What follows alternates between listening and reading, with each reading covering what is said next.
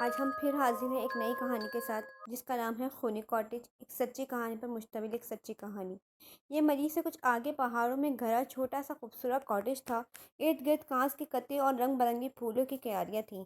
دیکھنے والا ایک بار تو اس جگہ کی خوبصورتی میں کھو جاتا تھا۔ ان سب کے ساتھ بھی تو ایسا ہی ہوا تھا۔ انہوں نے اس ویران جگہ یہ جنت کا ٹکڑا دیکھا تو جوش سے پاگل ہی ہو گئے۔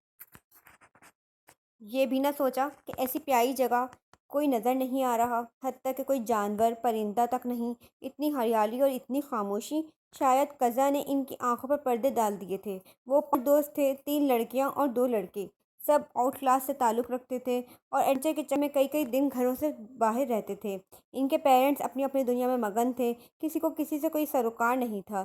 یہ پانچوں، عالیہ، ہیرا، صدف، عامر اور کاشف، اس بار بھی گھروں میں بنا بتائے اس بار چھٹیاں گزارنے آئے تھے۔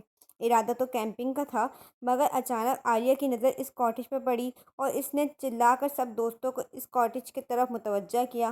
کاشف نے جلدی سے گاڑی کاٹیج کی طرف بنے چھوٹے سے راستے کی طرف موڑ دی۔ تھوڑی دیر ہارن بجانے پر بھی جب کوئی باہر نہیں آیا تو وہ سب خود ہی اتر کر اندر کی جانب بڑھے۔ ہیرا نے جوں ہی دروازہ بجانے کے لیے ہاتھ اٹھایا، دروازہ اپنے آپ کھل گیا۔ وہ لوگ غور کیے بنا اندر داخل ہو گئے۔ اندر کا ماحول دیکھ کر ان کی آنکھیں پھٹی کی پھٹی رہ گئیں۔ دھول، مٹی، جالے اور دیواروں پہ جگہ جگہ جمع ہوا خون ہیبت ناک منظر پیش کر رہا تھا۔ لڑکیوں کی تو ڈر کے مارے گگی بن گئی۔ جیسے ہی سب لوگ واپس کے لیے پلٹے، دروازے کی جگہ سپاٹ دیوار دیکھ کر ان کے ہوش اڑ گئے۔ اتنے میں ہنسی کی آواز سن کر سب نے مڑ کر دیکھا۔ وہاں ایک خوبصورت لڑکی کھڑی تھی۔ کون ہو تم اور یہ سب کیا ہو رہا ہے؟ عالیہ نے ہمت کر کے پوچھا۔ میں اس گھر کی مالک ہوں۔ اتنا بتا کر وہ سسکنے لگی۔ کیا مدد کریں گے؟ صدا کا فلرٹی کاشف اس وقت بھی باز نہ آیا۔ مدد تو تم لوگ ہی کرو گے، آئے ہی اس لیے ہو۔ کیا مطلب؟ عالیہ نے پوچھا۔ اس نے کہا، کچھ نہیں، آپ لوگ میرے مہمان ہیں، آئیں آپ کو کمرے دکھا دوں، مگر یہاں تو بہت گند مچا ہوا ہے اور یہ دیواروں پہ خون کیسا؟ صدف نے بھی گفتگو میں حصہ ڈالا۔ تمہیں جاننا ہے کہ یہ نشان کیسے ہیں؟ ابھی بتاتی ہوں۔ اس کے ساتھ ہی وہ صدف کی طرف جھپٹی۔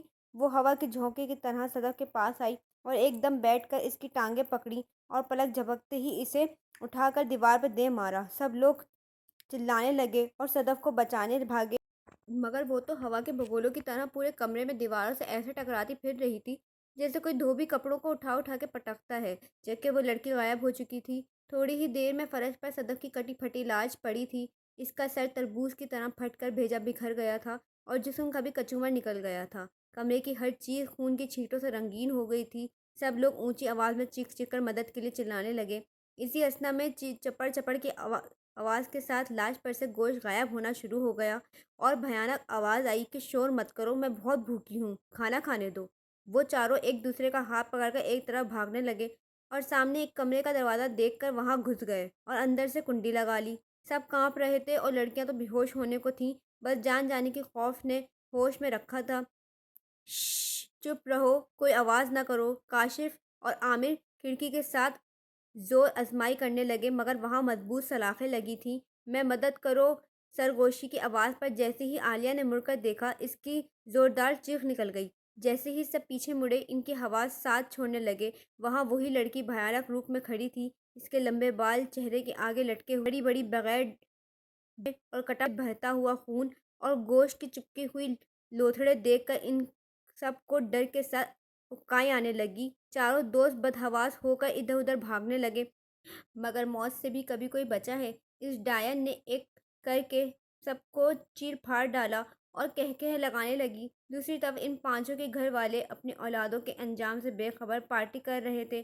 خونی کاٹیج رات کے وقت ایک بار پھر سے کسی شکار انتظار میں جگمگانے لگا تھا اور شاید دور سے کسی ایڈونچر کی شوقین جوڑے نے جگمگاتی ہوئی کاٹیج کو دیکھ کر اپنے قدم موت کی طرف موڑ لیے تھے۔ ختم شد۔ یہ تھی ہماری ایک چھوٹی سی کہانی۔